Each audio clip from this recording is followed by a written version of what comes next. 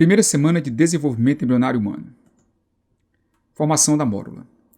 A primeira clivagem completa-se 30 horas após a fecundação. Mamíferos sofrem segmentação holoblástica subigual rotacional. Mórula se forma no terceiro dia após a fecundação, com 12 a 32 blastômeros, indo até 50 a 60 blastômeros. Após a formação do zigoto, haverá o primeiro plano de clivagem do tipo longitudinal, formando os dois primeiros blastômeros. O segundo plano de clivagem vai ser diferente para cada blastômero desse. Um blastômero sofrerá um plano de clivagem do tipo longitudinal e o outro sofrerá uma clivagem do tipo transversal, formando então essa estrutura da imagem. Então você tem o primeiro plano longitudinal e o segundo plano para um dos blastômeros será longitudinal e para o outro será transversal. Então nós temos a chamada segmentação do tipo rotacional. A segmentação é holoblástica porque acontece em toda a estrutura do embrião e é subigual porque forma blastômeros com tamanhos ligeiramente diferentes. Essa segmentação holoblástica subigual rotacional é característica dos mamíferos. Eis aqui uma mórula com seus 32 blastômeros, mas pode chegar até 60. Observe que ao redor dela nós temos a zona pelúcida. Essa zona pelúcida só será perdida quando o embrião chegar na cavidade do útero.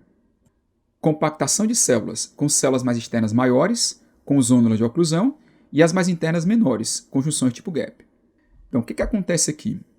Na mórula, nós vamos ter uma diferenciação das células internas para com as células externas.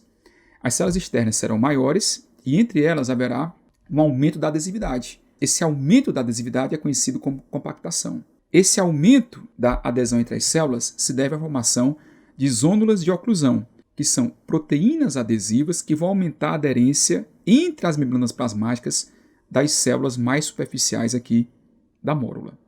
As células mais internas irão formar junções comunicantes, junções gap, proteínas que lembram tubos que comunicam células vizinhas, garantindo aumento da troca de substâncias. Formação do blastocisto. Zona pelúcida mantém os blastômeros unidos durante a fase de clivagem e impede a anidação na tuba. Mórula se forma no terceiro dia do desenvolvimento embrionário. Então, graças à zona pelúcida, os blastômeros em divisão não vão se dispersar. Além do mais, ela impede a anidação na tuba uterina. Então, nós temos aqui a mórula se formando no terceiro dia. Essa mórula atinge o útero e transforma-se em blastocisto no quarto dia.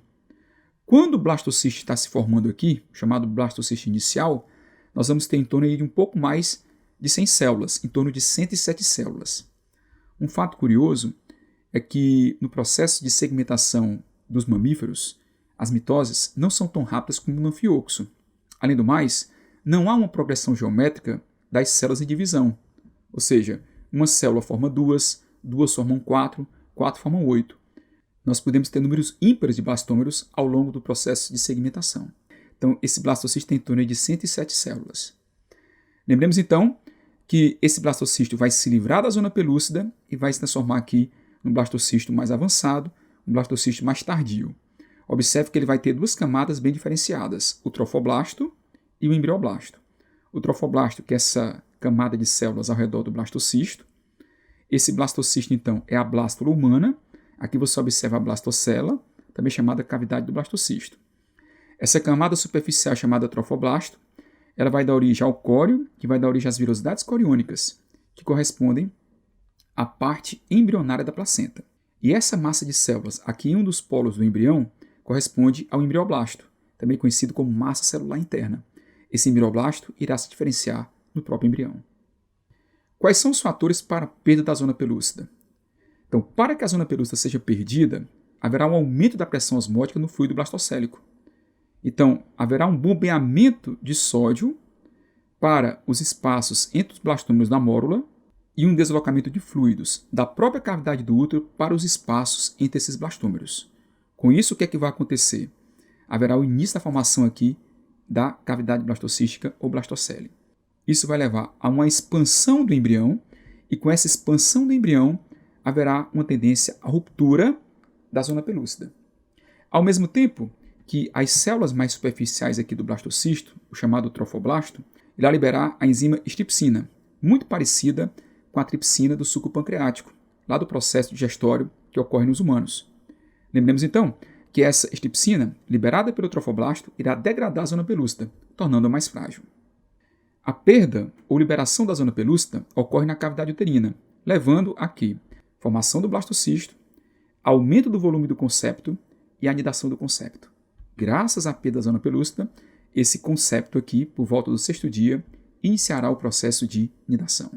Quais são as camadas do blastocisto? O trofoblasto, delgada camada celular externa que forma parte embrionária da placenta. Esse trofoblasto vai formar o córeo, que vai formar as vilosidades coriônicas, que vão formar a parte embrionária da placenta.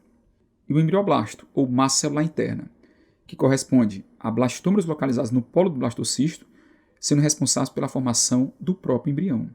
Então, esses blastômeros aqui vão se diferenciar na própria estrutura embrionária mais à frente. Bom, até o embrião nidar, o fluido liberado pelas glândulas uterinas será responsável pela manutenção nutritiva desse embrião. Então, o embrião nutre-se das secreções das glândulas uterinas até a nidação.